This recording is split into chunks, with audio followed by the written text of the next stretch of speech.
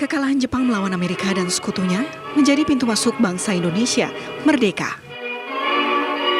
Perang Asia Timur Raya yang dikobarkan Amerika kepada Jepang lantaran tentara Jepang pada 8 Desember 1941 telah menyerang benteng pertahanan Amerika di Pearl Harbor membuat Amerika meradang dan mempersiapkan serangan balik untuk hancurkan Jepang.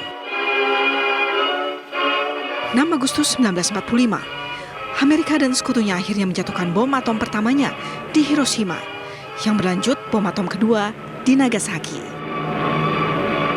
Hancurnya pemerintahan Jepang saat itulah yang akhirnya memicu Jepang menyerah tanpa syarat kepada Amerika dan sekutunya pada tanggal 14 Agustus 1945. Kekosongan kekuasaan pemerintahan Jepang di Indonesia memicu para pemuda yang saat itu dimotori Sultan Syahrir mendorong Soekarno-Hatta sebagai pemimpin PPKI atau Panitia Persiapan Kemerdekaan Indonesia untuk segera mengumandangkan kemerdekaan. Namun, Soekarno-Hatta tidak ingin gegabah. Keinginan untuk menjadi negara merdeka justru berbuah pertumpahan darah.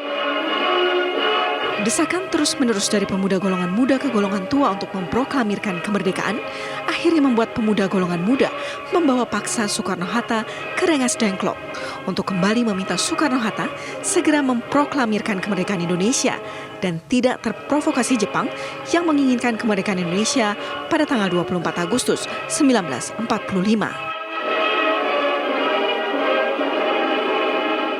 Akhirnya, melalui jalur diplomatik dan dorongan semangat seluruh bangsa Indonesia tanpa pertumpahan darah, Soekarno-Hatta pun memproklamirkan kemerdekaan Indonesia pada tanggal 17 Agustus 1945. Proklamasi. Kami, bangsa Indonesia, dengan ini menyatakan kemerdekaan Indonesia. Hal-hal yang mengenai pemindahan kekuasaan dan lain-lain diselenggarakan dengan cara saksama dan dalam tempo yang sesingkat-singkatnya. Jakarta, 17 Agustus 1945,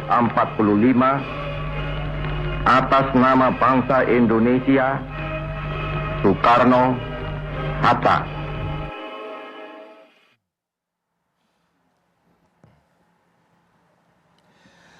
Baik, masih di kabar khusus HUT Kemerdekaan RI yang ke-78. Sekarang ini bersama saya sudah ada Jeng Prima ya. Iya. Jeng Prima, kan pakai baju Jawa ya. Jawa. Pakai baju Solo. Oh, Solo. Betul. Jadi Jeng Prima Avernia.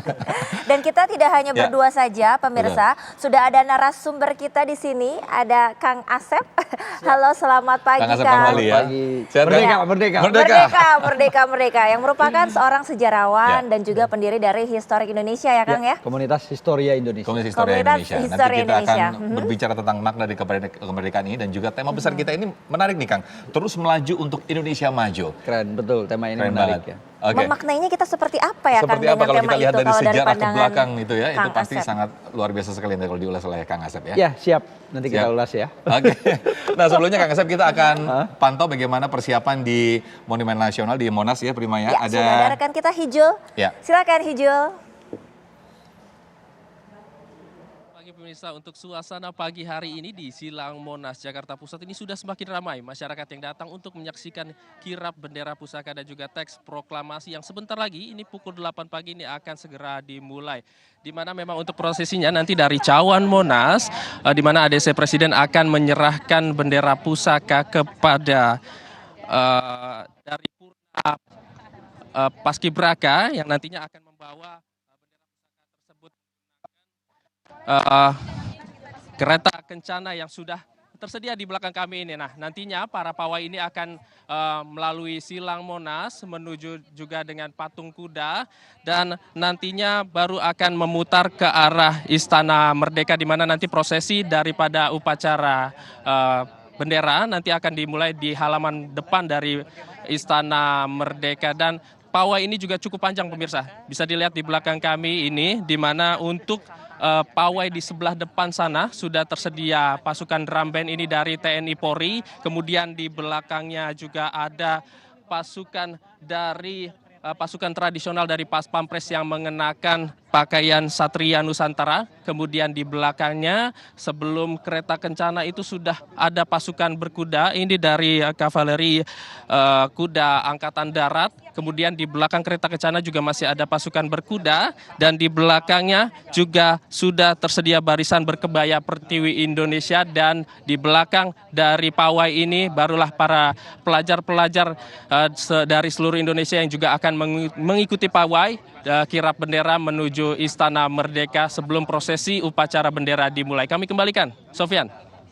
Baik, terima kasih Hijul Akbar langsung melaporkan dari Monas, persiapan kirap bagaimana nanti menuju ke Istana Merdeka untuk upacara HUT Kemerdekaan RI yang ke-78. Ya, kita sekarang mau kembali ngobrol sama Kang Asep nih.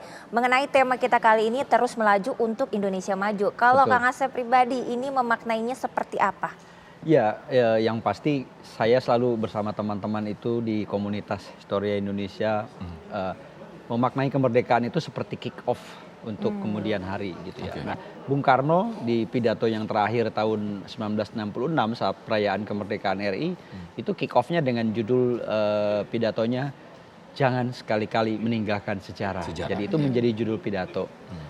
Setiap tahun tidak seperti hari ini ada logo, ada tema dan sosial.